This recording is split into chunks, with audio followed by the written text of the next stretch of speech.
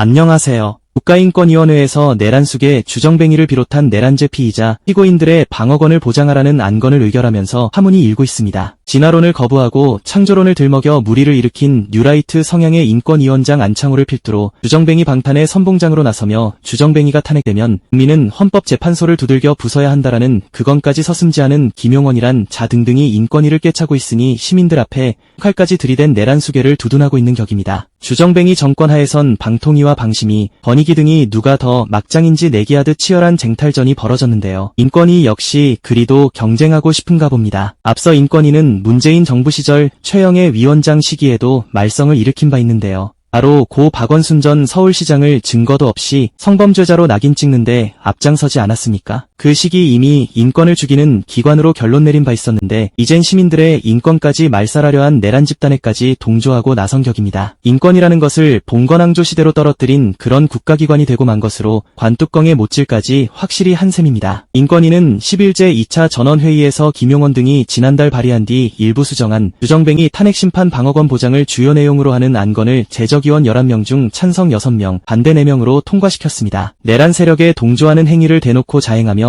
태극기 모독단 폭도들로부터 환호를 받았습니다. 위원장인 안창호는 전원위 회의에서 헌법재판과 관련해 적지 않은 국민은 몇몇 재판관의 소속 단체와 과거 행적을 거론하며 대통령 탄핵과 헌법가치 및 질서를 구현하기 적절치 않다고 주장한다. 헌법재판관들이 정치 성향에 따라 재판한다는 주장이 있고 국민의 절반 가까이가 헌법재판소를 믿지 못한다는 여론조사도 있다. 라며 태극기 모독단스러운 얘기를 읊어댔습니다. 안창호가 과거 헌법재판관이었고 박근혜 만장일치 파면에도 동참했다는 것을 감안하면 아주 골 때리는 행위를 하고 있는 것입니다. 해당 안건에 반대한 남규선 소람이 원민경 인권위원은 11일 오후 인권위에서 연 기자회견을 통해 인권위가 반인권 반헌법적인 비상계엄 사태로 인한 인권침해에 대한 직권조사 의안을 부결한 반면 계엄을 선포한 윤석열을 옹호하는 의안을 의결했다라며 헌법과 국제인권법이 보장하는 인권을 옹호하고 향상시켜야 할 인권이 설립 목적과 사명에 본질적으로 반하는 것이라고 질타했습니다. 이들은 특히 안창호, 김용원 등이 주도한 행위에 대해 수사와 재판 절차에 대한 국민의 불신을 조장하고 절차와 결과에 승복할 수 없도록 해 국가적 혼란을 가중시켜 제2의 서부지법 폭동 사태가 발생할 위험성도 배제할 수 없다고 강조하기까지 했습니다. 즉 지난달 주정뱅이 구속 직후 벌어진 태극기 모독단들의 폭력 행위를 선동하고 있다는 셈입니다. 그러면서 안창호에게 위원장직 사퇴 역시 촉구했습니다. 또 안창호는 주정뱅이와 그 동조자들을 비호하는 안건을 상정해서는 안 된다고 읍소하는 인권위 직원들에게까지 격노했다는 증언도 나왔습니다. 전국공무원노조 국가인권위 지부가 연 기자회견에서 박대응 수석 부지부장은 지난달 10일 인권위 직원 20여 명이 용기를 내어 안창호 위원장에게 면담 신청을 했다라며 안건을 상정하면 역사의 죄인이 된다며 읍소하자 순간 굉장히 격노했다고 폭로했습니다. 이날 기자회견에서 인권위 직원 50여 명은 안건 통과를 막지 못한 현 상황에 대해 머리를 숙이고 사과했습니다. 이들은 안창호, 김용원, 강정혜, 이충상, 이한별, 한석훈 위원은 인권위의 독립성을 훼손하고 인권위를 망치러 온 파괴자들이라며 인권위 직원들은 20년이 넘는 세월 동안 인권위가 지향해왔던 인권의 가치를 지켜내는데 온 힘을 쏟겠다고 했습니다. 국가인권위, 바로잡기 공동행동 등의 시민단체들 역시 같은 날 기자회견에서 인권위가 비상계엄으로 침해된 시민들의 인권 침해는 외면한 채 권력자인 내란 세력만을 옹호하는 꼴이라며 인권위가 지키고자 하는 것이 정치와 권력을 가진 강자들이라면 설립의 목적도 역할도 모두 상실했다라고 규탄했습니다. 주정뱅이 방탄의 최선봉에 선 김용원은 유고슬라비아 내전 당시 인종청소를 자행했던 슬로보단 밀로세비치를 거론하며 밀로세비치는 인권이 없느냐라는 개소리했습니다. 역시 주정뱅이 방탄에 가담한 이충상이란 자 역시 재판장 앞에서 헌법재판관 앞에서 대통령이 사회적 약자다. 내가 재판할 때 전두환, 노태우도 약자였다라며 원조 내란 수괴들까지 두둔했습니다. 저런 것들에게 진짜 통닭구이 고문, 전기 고문부터 시작해 자신의 인권이 말살당하는 것이 어떤 것인지 실제로 보여줘야 하지 않겠습니까? 이에 전우용 역사학자는 SNS 글에서 윤석열이 동원한 국가 권력에 의해 영장 없이 체포, 구금, 고문, 살해당할 뻔했던 수많은 국민의 인권은 도외시하고 대량학살 교사범의 방어권에만 집착하는 저 집단을 보면 윤석열 정권이 인류의 보편 상식을 어느 정도로 뒤집어 놓았는지 알 수 있다라고 질타하며 저들이 말하는 자유는 윤석열 일당만의 자유이고 저들이 말하는 민주는 윤석열 일당만 주인 노릇하는 민주이며 저들이 말하는 인권은 윤석열 일당만이 사람 대접받는 인권이다. 대량학살 교사범의 인권만 보장되는 나라에선 절대다수 국민은 인권 없는 노예가 된다 라고 정의했습니다. 그렇게 국가인권위는 저런 정신나간 것들로 인해 내란숙의 방탄 기구로까지 전락하고 말았는데요. 김대중 정부 시절 설립된 인권위는 우리 사회의 인권보호와 인권의식을 향상시키는 데 기여해왔다고 할 수 있겠습니다. 군사독재 시절부터 짙게 깔려 있었던 권위주의 문화를 조금씩 청산하는 데 있어서도 기여했다고 하겠죠. 그러나 문재인 정부 시절 이런 인권위가 과연 필요한지에 대해 심각한 의문이 들 수밖에 없었는데요. 그 결정적 계기가 앞에서 거론한 박원순 사건이었습니다. 이는 최영애를 필두로 한 인권위와 동시에 완장팸이 페미나치들에게 이를 북북 갈 수밖에 없던 사건이기도 한데요. 문재인 정부 시절인 지난 2021년 1월 최영애가 이끄는 인권위는 고 박원순 전 시장이 고소인에게 성희롱을 했다는 취지의 직권조사를 발표한 바 있는데요. 당시 인권위는 박원순이 고소인에게 수년 동안 음란 문자 등을 보낸 점, 그리고 고소인의 네일아트한 손가락과 손을 만진 점이 성희롱으로 인정된다고 발표한 바 있습니다. 그 근거로 고소인의 휴대전화 포렌식 등 증거자료, 고소인으로부터 들었다거나 메시지를 보았다는 참고인의 진술, 고소인의 진술의 구체성과 일관성 등을 제시했다는데요. 그러나 정작 인권위는 발표 근거가 된 증거자료들, 즉 휴대전화 포렌식 및 문제의 문자 메시지 내용과 제3자의 진술 내용 등을 구체적 근거로 첨부해야 하는데 전혀 그렇지 않았습니다. 앞서 경찰은 박원순 전 시장이 세상을 떠난 이후 서울시 직원 등 관련자 수십 명을 조사한 결과 증거 불충분이라며 혐의 없음이라고 발표한 바 있었습니다.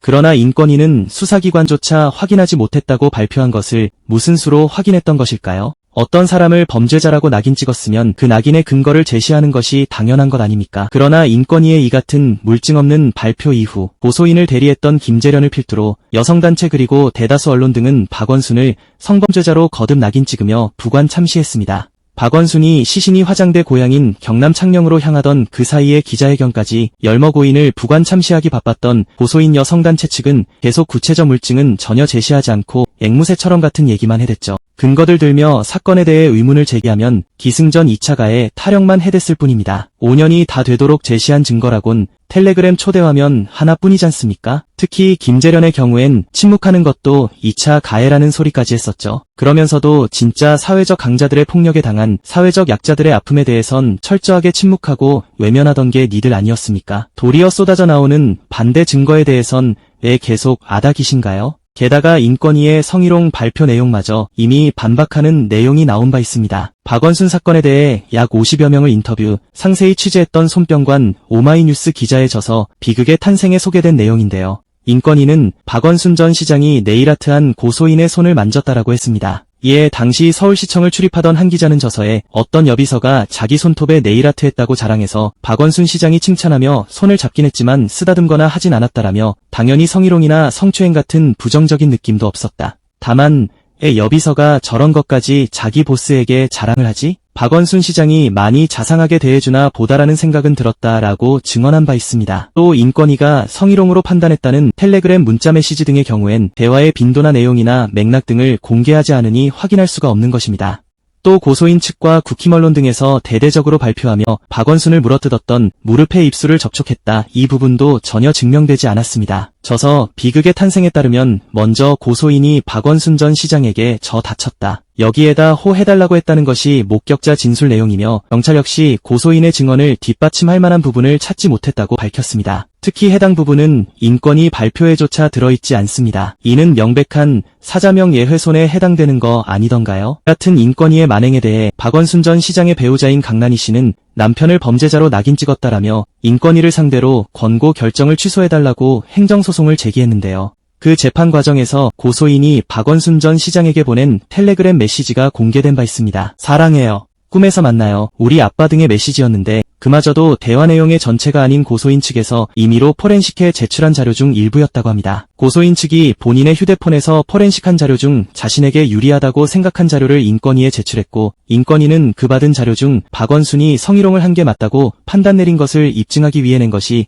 그 메시지란 겁니다. 즉 두 번의 취사 선택까지 거친 자료였단 겁니다. 그럼에도 지난 2022년 11월 서울행정법원에선 고소인과 인권위의 손을 들어준 바 있습니다. 고소인이 박원순에게 사랑해요. 꿈에서 만나요라는 메시지를 보낸 것이 부서 동료내지상 하급 직원 사이의 존경의 표시로 관용적으로 사용되었던 것으로 보인다라며 대답이 곤란한 성적 언동을 하자 이를 회피하고 대화를 종결하기 위한 수동적 표현으로 보이고 고인에게 밉보이지 않고 고인을 달래기 위해 어쩔 수 없이 한말로 해석될 여지가 많다라고 이해할 수 없는 소리 했는데요. 성추행 피해자라고 주장하면서 가해자에게 존경을 표하는 문자를 보내나요? 만약 남성이 여성한테 사랑해요, 꿈에서 만나요라고 하면 과연 어떤 판결을 내렸겠습니까? 바로 철컹철컹하는 소리가 났을 게 분명하겠죠. 물론 그 남자가 사회적 기득권들이 보호하는 자라면 얘기가 분명 달라질 수밖에 없을 것이고 완장패미들이 장악한 여성단체들 역시 침묵으로 일관할 게 뻔하지만 말입니다. 이처럼 국가기관의 외피를 둘러쓴 인권위는 완장패미들과 손잡고 박원순을 낙인 찍고 부관 참시하는 데 앞장섰습니다.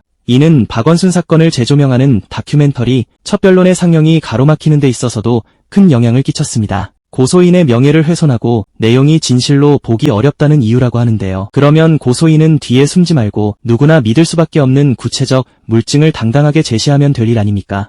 이를 주도한 전직 인권위원장 최영애는 인권을 엄청나게 후퇴시킨 장본인으로 못 박을 수밖에 없습니다. 이는 2016년경부터 시작된 페미 광풍에 있어 기름을 부은 대표적 사건으로도 기록할 수밖에 없는데요. 2018년 해화역 등에서 벌인 일베의 리버스 버전인 메가로마드의 난동 혐오 시위와 함께 말입니다. 그걸로 인해 커진 것은 여성 파리밖에 할 게 없는 기존 소수 기득권 여성의 밥그릇, 그리고 기존에 거의 부각되지 않았던 성별 갈등이라고 할까요? 마치 현대 여성이 봉건왕조 시대의 여성들처럼 차별받고 있다고 우겨대면서 지들의 이것만 쏙쏙 챙겨가지 않았습니까? 남성을 잠재적 범죄자 취급하며 혐오의 말만 내뱉어대는 중세 마녀 사냥보다 더해 보이는 완장패미, 페미나치들의 낙인 찍기가 이성 간의 사이를 크게 갈라놓았습니다. 서울시장조차 이렇게 당하는데 일반인들은 어떠하겠습니까? 이로 인해 사회적 연대 그리고 여성을 보다 배려하는 그런 문화가 약해질 수밖에 없었고 정작 진짜 피해 입은 여성들은 더욱 보호받기 어려워지게 됐습니다. 기득권에 친화적인 그런 완장패미들은 진짜 사회적 약자들과 연대하는 꼬라질 단 한 번도 본 적이 없습니다. 그러니 인권은 더욱 후퇴할 수밖에 없던 거죠. 인권위원회를 관 속으로 몰아넣은 것은 최영애 그리고 완장패미 일당이며 그 관의 못질까지 확실히 해버린 것은 내란숙의 주정뱅이 방탄의 선봉에 선 안창호와 김용원 등이라고 정의할 수밖에 없습니다. 얼마나 더 국제망신을 시켜야 니들 속이 시원하겠습니까? 오늘도 감사합니다. 늘 건강하십시오.